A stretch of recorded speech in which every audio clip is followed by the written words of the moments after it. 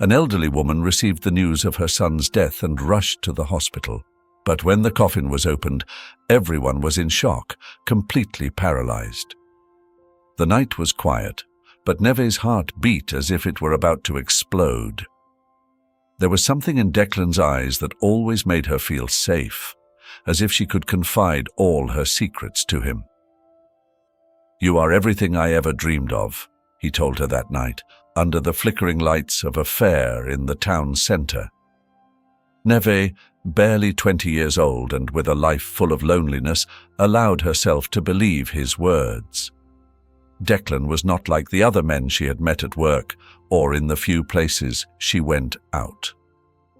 He had a confident air, a smile that could light up any room, and a voice that made her forget the weight of her daily life. Neve, who had never thought of love as something for her, let her guard down. And when he promised a future together, a house, children, and a life away from the tedium of the town, she had no reason to doubt. For months, their romance blossomed like wildflowers after an unexpected rain. Declan took her to places she had never visited, a lake hidden among hills, a simple but charming restaurant, and even convinced her to dance in the middle of the square one Sunday night, something she would never have dared to do alone. Neve, who had spent her life fearing betrayal, found herself daydreaming of a home filled with laughter. But everything changed the day Neve gave him the news.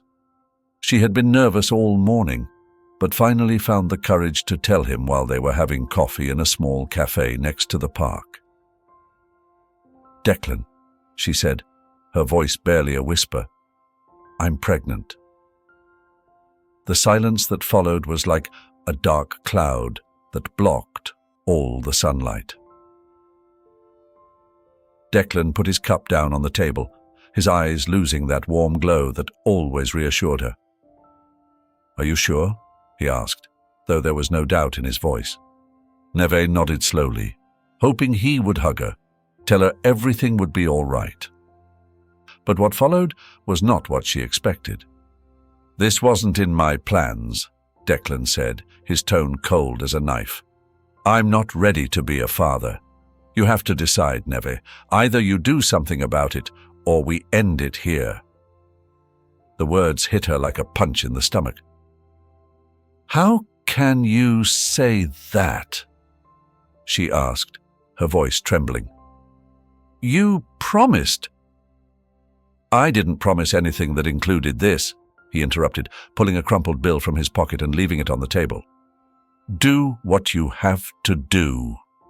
Then he got up, leaving Neve alone, tears falling on her trembling hands.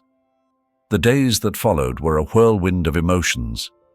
Neve couldn't believe that the man who had promised to love her could abandon her so easily. But the town didn't give her time to grieve in private. The news of her pregnancy spread quickly, and with it, the disapproving looks, the whispers behind her back, and the hurtful comments. "How do you think you're going to raise a child alone?" a neighbor asked her one afternoon, her tone more critical than concerned. Neve, with tears in her eyes but her head held high, did not answer. She had no parents to turn to, no friends to support her. All she had was herself and the baby she carried in her womb. There were nights when she doubted her decision. She thought about how easy it would be to follow Declan's advice, take the money, and get rid of the burden. But every time that idea crossed her mind, a voice inside her, a mixture of instinct and love, told her not to. One day, while working at the town's 24-hour shop, a woman named Stella came in, looking for a quick coffee. Stella was different from the people in town. She had a sophisticated yet warm air, and when she saw Neve, something in her gaze softened. "Are you all right?" she asked, noticing the weariness in the young woman's eyes. Neve, who wasn't used to kindness, tried to smile. "Just tired, as always." That answer marked the beginning of something Neve never expected. Unexpected support. Stella, who ran a non-profit organization for young mothers, offered her a better-paying job and guidance. More than that, she gave her hope. "You are not alone, Neve," she said one afternoon while helping her organize documents. "This baby will be the best thing that happens to you in life. What Declan did doesn't define you. You define your future." Neve, for the first time in months, felt she could breathe. She started saving money, planning what life would be like with her baby and rebuilding the self-confidence that Declan had destroyed. Her belly grew, and with it grew her determination. The day William was born, Neve's world changed forever. The early morning was calm, but inside the small clinic, everything was a chaos of hurried footsteps, urgent voices, and lights too bright for her tired eyes. Despite the pain and exhaustion, Neve couldn't stop smiling when she heard her son's first cry. "He's a strong boy," said the nurse as she wrapped him in a thin blanket and handed him to her. Neve held him carefully, as if he were the greatest treasure in the universe. "William," she whispered, stroking her son's soft skin. "My dear William, I promise I will always be with you no matter what happens." Tears of joy rolled down her cheeks as she kissed his forehead. At that moment, Neve knew that every sacrifice, every tear, and every sleepless night had been worth it. Life with William wasn't easy, but Neve didn't allow herself to complain. Over time, she developed a tiring but effective routine, working during the day at the shop and taking care of William at night. Sometimes her hands trembled with tiredness as she washed the dishes or tidied up the small room they shared, but a single laugh from William was enough to make all the effort worthwhile. "Love, do you want to hear another story?" she would say every night as she tucked him in. William, with his big curious eyes, always nodded enthusiastically. Neve invented stories of brave heroes, magical animals, and impossible adventures. Stories that always ended with a lesson about the importance of love, family, and effort. As William grew, Neve noticed how her son absorbed every word, every gesture. When he turned 6, it was already evident that he had a brilliant mind. He was curious, quick to learn, and always found ingenious ways to solve problems. But what made Neve most proud was not his academic achievements, but the kindness he showed to others. "William, why did you give your lunch to that boy at school?" she asked one day as they dined together at their small wooden table. "Mom," William replied, shrugging his shoulders. "He was hungry." "You always say we have to help others, don't you?" Neve smiled, feeling her heart swell with pride. "Yes, my love. We should always help when we can." The years passed, and William never ceased to amaze her. He was not only the best student in his class, but also an outstanding athlete. His football skills caught the attention of the whole town, and Neve became her son's #1 fan, attending every game, no matter how tired she was. She always wore a blue scarf, the color of William's team, and clapped so loud that sometimes she lost her voice. "That's my son," she would shout from the stands every time William scored a goal. William, with a broad smile, always gave her a hand signal, a small gesture that said more than 1,000 words. But while William shone, Neve continued to face difficulties. Expenses increased, and the shop work wasn't always enough. She often spent sleepless nights, worried about how to pay for William's school supplies or sports uniform. However, she never let her son notice. "We're fine, my love," she would say with a smile, even when her heart was heavy with worry. The day William received a letter from a prestigious university, Neve couldn't hold back the tears. "Mom, I got a full scholarship," William said, holding the envelope with trembling hands.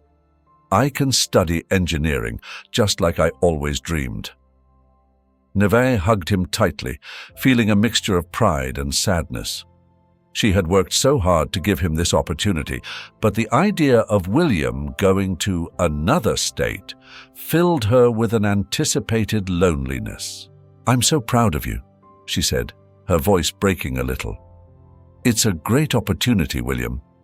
I want you to take this path and pursue your dreams." "But Mom, will you be okay alone?" William asked, worried. "I'll always be fine as long as you're happy," Neve replied, stroking his face. "Just promise me you won't forget to call your mother from time to time." William laughed and promised, but Neve knew things wouldn't be that simple. During the following weeks, she helped him pack, offering advice on how to take care of himself. When the day of his departure arrived, she accompanied him to the bus station. William tried to stay strong, but in the end, he couldn't help but hug her tightly, letting a few tears fall. "Mom, everything I am is thanks to you," he said before boarding the bus. Neve, with a smile, waved her hand as she watched her son disappear over the horizon. The first semester at university was a whirlwind of emotions and challenges for William. He was far from his mother, from his home, and from the warmth of the small town where he grew up. However, the excitement of learning new things and facing a bigger world filled him with energy. From the first day of class, William excelled in his computer science major. His teachers soon noticed his natural ability to solve complex problems, his quickness to learn new concepts, and his creativity in approaching projects. Neve, meanwhile, eagerly awaited every call from her son. Although his voice sounded more mature and confident with each conversation, she could perceive the tiredness in his words. "Mom, they gave us a really heavy project today," William would say, followed by a pause that Neve filled with words of encouragement. "But I'm going to finish it. Don't worry." Neve listened attentively, celebrating his successes and calming his fears, although inside she felt the loneliness grow with each week that passed without seeing him. "I'm proud of you, my love," she always repeated, wanting those words to accompany him in difficult times. Over time, William not only became one of the best students in his class, but also a natural leader among his peers. He led teams in student competitions and won awards that placed his name in the university newsletters. But what truly moved Neve were the small details he shared with her. The taste of tacos from a street vendor near campus, the constant noise of trucks in the city, and the laughter he shared with new friends. It was his way of staying connected with her, despite the distance. When he finally graduated, William did so with honors, proudly holding his diploma, while Neve, from the front row, couldn't contain her tears. "This is just the beginning, Mom," he told her after the ceremony, hugging her tightly. Shortly after, William got a job at a prestigious software company in the city. Although the pace of work was intense, William enjoyed it. It was a competitive environment where he could apply everything he had learned and more. It was in this job that he met Jasmine, a colleague with a captivating personality.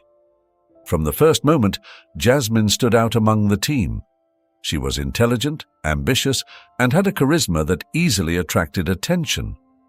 William, still adapting to his new professional life, found in her a kind of mentor and, soon, something more. Conversations that began as discussions about projects transformed into long talks about dreams and aspirations. Jasmine spoke enthusiastically about her plans to start her own business, and William, inspired by her determination, began to imagine how they could work together. For Neve, the occasional mentions of Jasmine in William's calls were just another curiosity until the name began to appear too frequently. The relationship between William and Jasmine grew rapidly. Jasmine not only shared her ambition with William, but also knew how to inspire him to go beyond his own limits. It was Jasmine's idea that they open their own company, and although William had doubts at first, his trust in her convinced him. Together, they developed an innovative product that quickly caught the attention of investors. Neve noticed a change in her son during the few visits she could make to the town. Although William remained attentive and loving, he seemed more distracted, more absorbed in his work. "Mum, the company is doing incredibly well," he once said. "Jasmine has a gift for big ideas. I never imagined we could grow so fast." Neve smiled, but deep down something didn't feel right. There was something about the way William spoke about Jasmine that worried her. It wasn't jealousy or distrust, but an intuition she couldn't ignore. One day, William arrived home unexpectedly with an announcement that changed everything. "Mom, I want to talk to you about something important," he began, sitting in the small living room of his childhood. Neve watched him attentively, feeling that the moment was decisive. "I want to propose to Jasmine. I think she's the person I want to spend my life with." For a moment, Neve said nothing. She looked at her son, now a grown man, with the same expression she had when he was a child asking permission to go out and play. But this time she couldn't just say yes. "William, I want you to be happy," she began cautiously. "But are you sure you know Jasmine well? Sometimes people can show a different face when things change." The silence in the small living room became dense, almost suffocating. William stood up abruptly, crossing his arms as if he needed a physical barrier against his mother's words. "You always do this, Mom," he finally said, his voice laden with a mixture of frustration and pain. "You always assume the worst of people without even giving them a chance." Neve looked at him calmly, although inside her heart was pounding. "It's not that, William," she replied. "I trust you, but I have a right to be worried. You are my son, and Jasmine. There's something about her that doesn't sit right with me." "You don't know her," William retorted, raising his voice, something he rarely did. "Jasmine is not just my partner. She's my business partner, my support. She has helped me build everything we have. I don't understand why you can't just be happy for me." Neve wanted to say something, but she stopped when she saw her son's expression. It was the first time she had seen him so distant, so determined to close the door on her concerns. "Okay," she murmured after a moment, lowering her gaze. "I just want you to be happy. But I don't want you to end up hurt." William shook his head, visibly upset. "I won't, Mom, because I trust her more than anyone." He took his things and left the house without saying goodbye. Neve was left alone, listening to the echo of the door closing, a sound that seemed to divide her relationship with William into a before and after. The days that followed were difficult for Neve. William's absence, both physical and emotional, weighed more than she could have imagined. She had been through a lot in life, but nothing prepared her for the emptiness left by the distance with her son. It felt like she had lost a part of herself. At night, she found herself replaying the argument over and over again, wondering if she had been too harsh or if she should have kept her thoughts to herself. "Maybe I'm just being an overprotective mother," she murmured while washing the dishes, looking distractedly out the window at the dark sky of the town. Even so, she couldn't ignore the persistent feeling that something wasn't right. Her intuition, that inner voice that had so often guided her in moments of uncertainty, told her that Jasmine wasn't the person she appeared to be. But William, blinded by love, didn't want to listen. Without telling his mother, William and Jasmine organized their wedding. It was a small event, reserved only for a few close friends and colleagues. Jasmine insisted that they not invite Neve, arguing that it would be better to avoid unnecessary tension. William, although initially hesitant, finally gave in, convinced that it was the best decision. When Neve learned about the marriage, it wasn't from William, but from an accidental message from an old acquaintance from the town. "Congratulations on your son's marriage," the message read, accompanied by a photo where William and Jasmine smiled under an arch of white flowers. Neve felt something inside her break. She had hoped, deep down, that William would come back to talk to her, that he would try to reconcile before making such an important decision. She spent the night looking at that photo, searching for signs in her son's face. "Are you really happy, William?" she whispered into the emptiness of her small living room. Tears rolled down her cheeks as she tried to find solace in the fact that, at least, William had found someone he believed would make him happy. The first year of marriage was a period of great change for William and Jasmine. Their company continued to grow, attracting more clients and investments. But with success also came stress. William spent long hours working, while Jasmine increasingly took control of important decisions. At first, William saw it as a way to divide responsibilities, but he soon noticed that Jasmine was becoming more and more dominant, questioning his ideas and minimizing his concerns. "Look, William," Jasmine said one night while reviewing documents in their office. "We can't afford mistakes now. This is bigger than you and me. If you can't handle it, maybe you should let me take the reins." William, exhausted by months of relentless work, didn't know how to respond. He just nodded, giving in once again, although deep down he was beginning to feel that he was losing control not only of the company, but also of his own life. Jasmine, for her part, seemed unfazed, as if every problem was simply an obstacle she could overcome effortlessly. But for William, the pressure was like a shadow that grew larger every day. He tried to seek comfort in calls to his mother, but pride and the weight of their last argument kept him silent. Dawn arrived silently at Neve's small house, bringing with it a day that would change her life forever.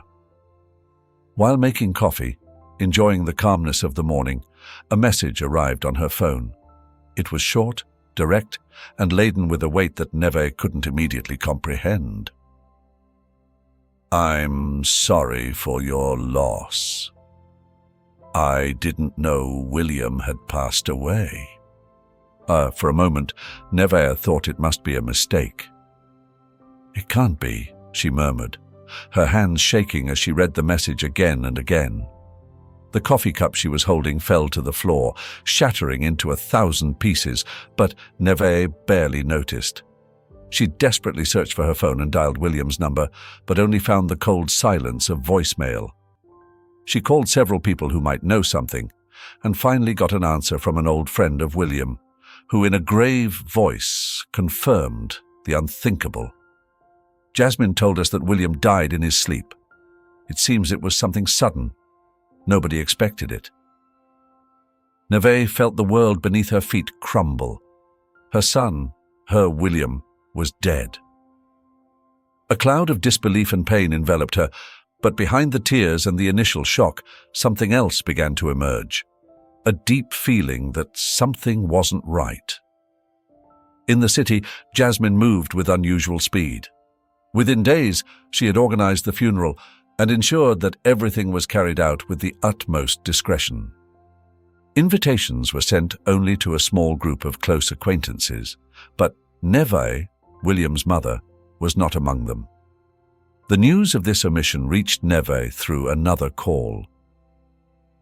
"Didn't you know the funeral is already planned? It's tomorrow," an acquaintance told her. Anger and sadness mingled in Neve's chest. "How dare Jasmine exclude me?"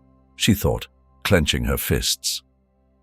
Although the distance between her town and the city was considerable, Neve decided that nothing would stop her.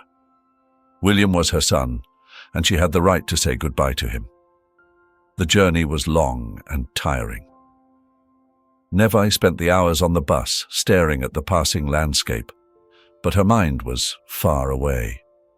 Images of William, from his childhood to his last years, flooded her mind. How was it possible that everything had ended so abruptly? When she arrived in the city, the cold and oppressive atmosphere welcomed her. She went immediately to the place where the funeral would be held, an elegant funeral home that contrasted with the simplicity of William's roots. From outside, she saw a small group of people entering silently.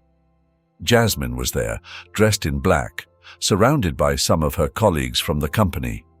Neve entered, facing the surprised looks of the attendees. Jasmine, upon seeing her, frowned. "What are you doing here?" she asked, her voice low but charged with tension.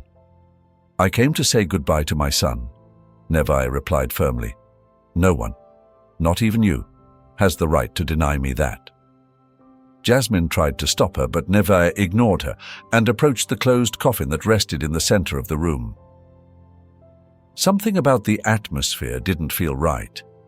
The perfectly arranged flowers, the soft background music, everything seemed more like a carefully designed scene than a true tribute to William's life. Neve stopped in front of the coffin, her heart pounding. Something inside her screamed that not everything was as it seemed. She looked at Jasmine, who remained stiff in a corner, her eyes throwing silent warnings. But Neve had no intention of backing down. "I want to see my son one last time," she declared firmly, making it clear that she would not accept a refusal. "It's not necessary, Neve," Jasmine replied, her tone controlled but cold. "He's at peace now. There's no point in disturbing him now." Neve felt a pang of anger mixed with pain. "He's my son," she retorted, taking a step towards the coffin. "I have the right to say goodbye to him, to see him one last time. You can't deny me that." Jasmine, losing her usual composure, stepped forward quickly to interpose herself. "I'm telling you, it's not a good idea," she said, raising her voice. "Let him rest." The atmosphere in the funeral home became even more tense. The few people present watched the scene with discomfort, whispering amongst themselves, but not intervening. Neve, however, was not intimidated. With every word from Jasmine, her conviction grew stronger. Something wasn't right, and she wouldn't allow anyone, not even Jasmine, to stop her from uncovering the truth. With a determination that surprised even those present, Neve pushed Jasmine aside and lunged towards the coffin. Other people's hands tried to stop her, but her strength, fueled by desperation, overcame them. With a swift, decisive movement, she lifted the lid of the coffin. A collective gasp filled the room. For a moment, all was silent, except for the sound of Neve's ragged breathing. There, inside the coffin, lay William, his face pale and his body still. But what Neve noticed immediately was something no one else seemed to perceive, the slight movement of his chest rising and falling almost imperceptibly. "He's alive!" Neve exclaimed, her voice shattering the sepulchral silence. She turned to those present, her face a mixture of disbelief and urgency. "My son is alive. Help me." For a moment no one moved, as if Neve's words were too difficult to process.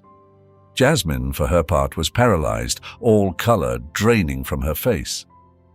Finally, one of William's friends reacted, pulling out his phone to call an ambulance.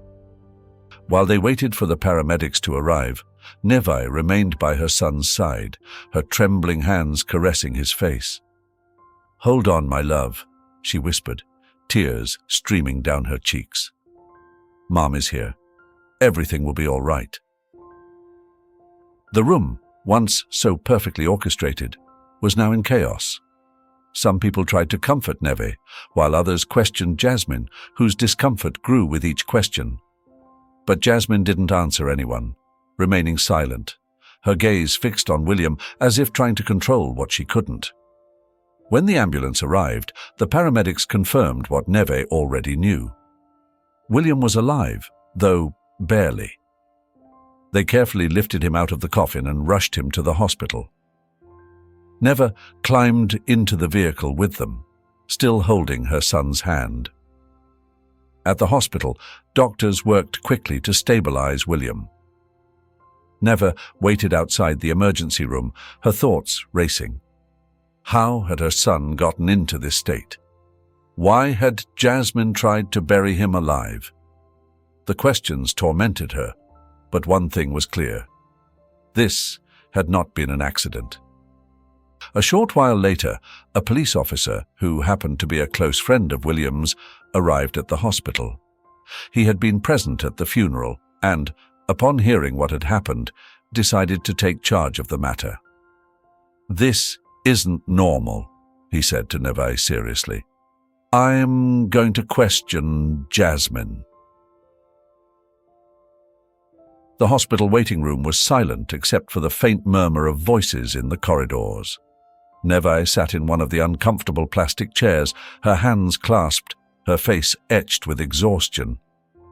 Even though the doctors had assured her that William was out of danger, her heart couldn't find rest. The betrayal her son had suffered filled her with a mixture of rage and sadness.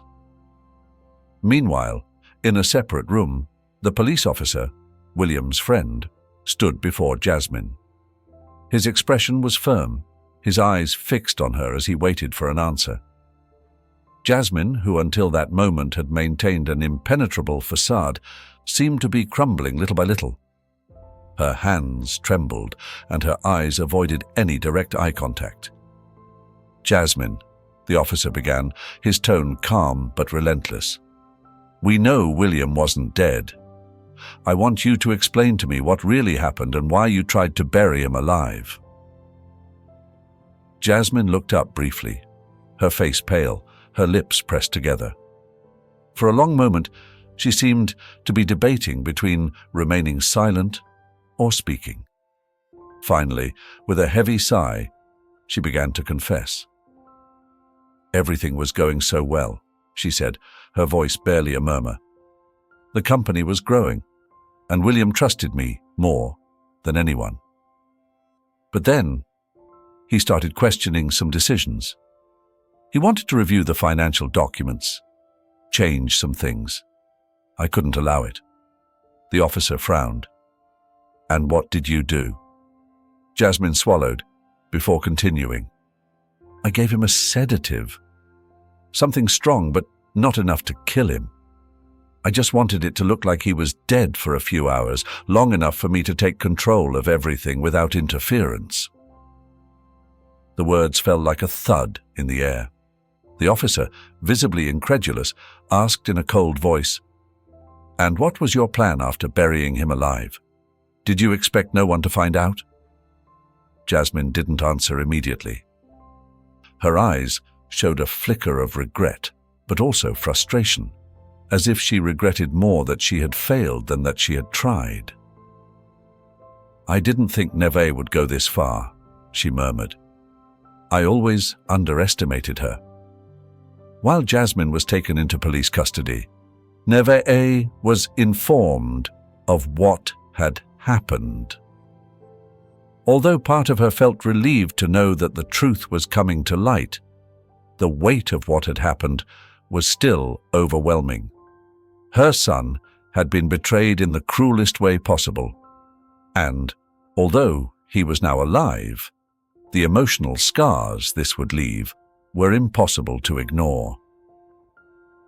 Shortly afterwards, a doctor came out of the intensive care unit and approached Neve. "Your son is awake," he said with a reassuring smile. "He's weak, but stable. You can go see him." Neve felt a wave of relief wash over her. She quickly got up and followed the doctor down the hall to William's room. There, her son lay, pale and with tubes connected to his arm. But his eyes were open, looking at her with a mixture of confusion and gratitude. "Mom," William whispered, his voice barely audible. "What happened? Why am I here?" Neve approached and took his hand carefully, tears welling up in her eyes. "I found you, my love. Jasmine. She tried to hurt you, but you're safe now. You don't have to worry." William closed his eyes for a moment, as if his mother's words were too difficult to process. When he opened them again, an expression of pain crossed his face. She wanted to kill me." Neve squeezed his hand gently, feeling her heart break at seeing her son's suffering. "I don't know how anyone could do something like that," she said, her voice cracking. "But the important thing is that you're alive. The important thing is that you're here with me." In the following days, William began to regain his strength, but the emotional weight of what had happened remained. The police officer's visits to obtain his statement only reinforced the gravity of the situation. William listened in disbelief as they explained the details of Jasmine's confession. Each word was like a new wound, but also a wake-up call. "Mom," he said one day as Neve sat beside him, "you always told me to trust my intuition, to listen to the people who truly love me. And I didn't listen to you. Jasmine blinded me, and now I understand what you were trying to warn me about." Neve shook her head gently. "It doesn't matter now, William. The only thing that matters is that you're here, that you're alive. That's all I need." William nodded, but the weight of guilt was evident in his eyes. "I promise I'll never ignore your words again, Mom," he said firmly. "I'll never let anyone take me away from you again." The day of Jasmine's trial arrived with an air of inevitability. Neve and William sat together in the courtroom, surrounded by a mix of onlookers, journalists, and some acquaintances from the company. It was a solemn space, where every word spoken carried the weight of the lives that had been forever altered. Jasmine, dressed in a simple suit and with an expressionless face, was escorted to the defendant's stand. There was no trace left of the charismatic and dominant woman William had known. Now she faced the consequences of her actions with a resignation that seemed almost unnatural. The prosecutor presented the evidence clearly: Jasmine's confession, the medical reports confirming William's intoxication, and the manipulated financial documents. Each word hammered down, building a solid case that left little room for doubt. When it was her turn to speak, Jasmine offered no excuses. She just lowered her head and accepted her fate. The sentence was harsh: years in prison for attempted murder and fraud, in addition to the loss of all rights to the company. Neve felt a mixture of relief and sadness upon hearing the judge's words. Although justice had been served, it was impossible to ignore the damage Jasmine had caused. When the trial ended, William looked at his mother with eyes full of gratitude. "This wouldn't have been possible without you, Mom," he said as they left the courthouse. Neve gave him a slight smile, but her heart was heavy. She knew that the real battle was just beginning. In the following months, William began the arduous process of recovering the company he had built. The first few days were chaotic, with endless meetings, difficult decisions, and a distrustful team still dealing with the aftermath of Jasmine's leadership. But William, with Neve's constant guidance, began to rebuild not only the structure of the company, but also the trust of the people who depended on him. "Remember, son," Neve told him one afternoon as they reviewed documents together in his small apartment, "leading isn't just about making the right decisions. It's about showing that you can be trusted. People will follow someone they believe in, not someone who just gives orders. William nodded, etching the words in his memory. Over time, his efforts began to bear fruit. The company regained its stability, and the employees began to see him, not just as a boss, but as a leader who had overcome enormous obstacles to protect what they had built together. Although William was immersed in his work, he never neglected Nevi. The long conversations they once avoided now became essential moments of their day. He always found time to visit her, even on the busiest days. "I don't want us to drift apart again, Mom," he would say. "Nothing is more important than our relationship." Neve, although proud to see how her son was growing as a person, couldn't help but feel protective.